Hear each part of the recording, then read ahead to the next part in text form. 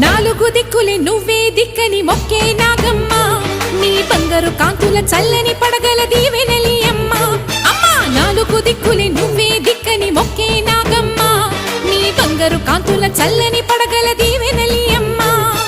నమ్మిన వారికి నాగుల జాతికి అమ్మవు నీవమ్మ పసుపు కుంకుమ పడతుల కొసగే దేవత నీవమ్మ మా ఐదవతనమునకు అభయమునిచ్చి అండగా ఉండమ్మా చల్లని చూపుల నాగమ్మ మా పిల్ల